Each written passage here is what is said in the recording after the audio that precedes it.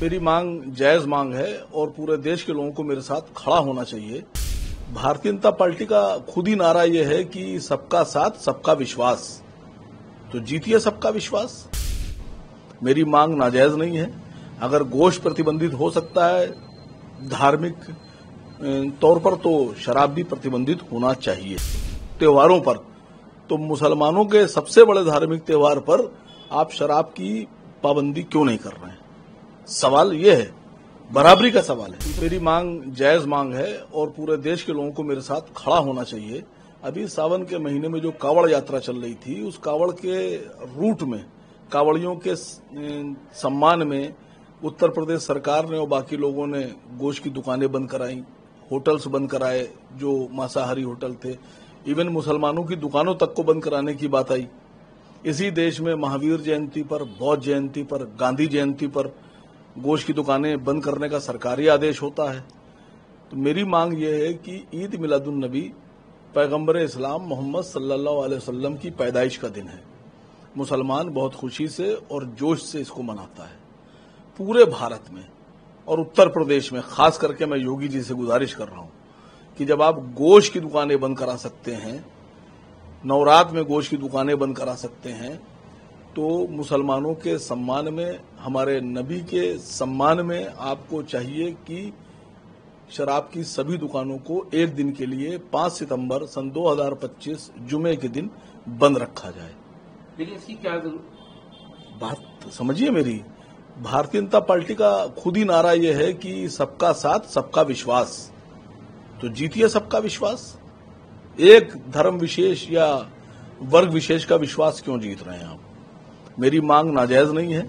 अगर गोश्त प्रतिबंधित हो सकता है धार्मिक तौर पर, तो शराब भी प्रतिबंधित होना चाहिए। मर्जी से है, मर्जी खाना पीना चाहते हैं, तो फिर गोश्त के ऊपर सरकार अपनी मर्जी क्यों थोप रही थी?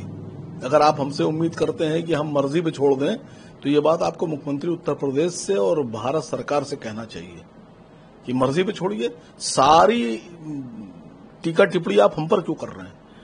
आपने कहा कि लोग सराहना करेंगे या इसका विरोध करेंगे।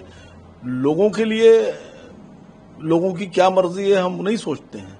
हमारा ये है कि इंसाफ होना चाहिए। अगर आप हिंदू धर्म के सम्मान में गोश्त की दुकानों को बंद करा रहे हैं उनके धार्मिक त्योहारों पर, तो मुसलमानों के सबसे बड़े धार्मिक त्योहार पर आप शराब की पाबंदी क्यों नहीं कर रहे हैं?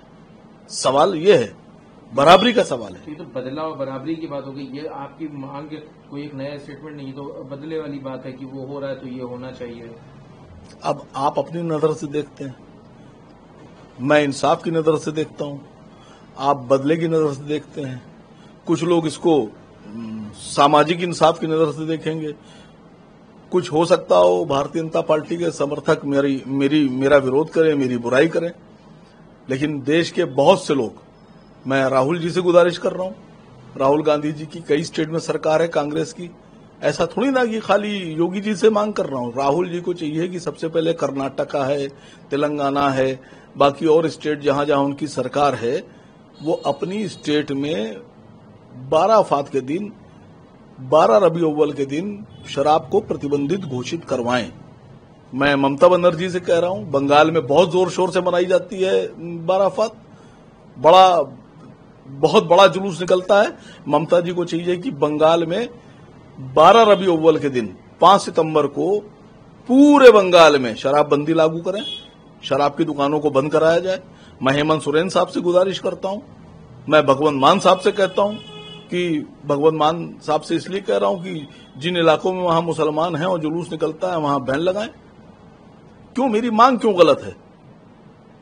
मैं पूछ रहा हूं आप लोगों से कि अगर मेरी मांग गलत है तो फिर उन तमाम लोगों की मांग जो गोश्त की दुकानें बंद करा रहे थे, उनकी मांग सही कैसे थी? भारत के प्रधानमंत्री जनाब मोदी साहब को जो 27 जवान चाइना की आर्मी ने हमारे शहीद कर दिए थे गलवान में, उसका भी विरोध दर्ज करवाना चाहिए था चाइनीज नेता से, शी जिनपिंग के सामने, क्योंकि उन्होंने देश के लिए अपनी जान दी है। और अगर ऐसा नहीं होता है तो मैं समझता हूं कि देश शर्मिंदा होगा। और चाइना जाकर प्रधानमंत्री जी का दौरा तब तक सफल नहीं होगा जब तक हम गलवान घाटी में शहीद हुए लोगों की शहादत के लिए आवाज नहीं उठाएंगे और चाइना से उसका विरोध दर्ज नहीं कराएंगे। अब देखना यह है कि प्रधानमंत्री जी अपने शहीदों का सम्मान करते हैं या नहीं करते हैं। ट्रंप ने जो टैरिफ लगाया है, मैं समझता हूं कि वो एक गैर सियासी काम था उनका। भारत की आबादी है 140 करोड़ और अमेरिका की आबादी है 35 करोड़। तो अगर भारत से कोई चीज अमेरिका जा रही है और अमेरिका से कोई चीज भारत आ रही है, तो इसमें खुद ही लोग देख लेंगे कि कंज्यूमर किसके पास ज्यादा है। प्रधानमंत्री जी से मैं एक बहुत बेबाक गुजारिश कर रहा हूं, एक मांग करता हूं कि किसी भी तरह से अमेरिका या इंग्लैंड या यूरोप से डरने की जरूरत नहीं है। अगर वो आपके ऊपर 50% का टैरिफ लगा रहे हैं तो आप उन पर 500% का लगाइए।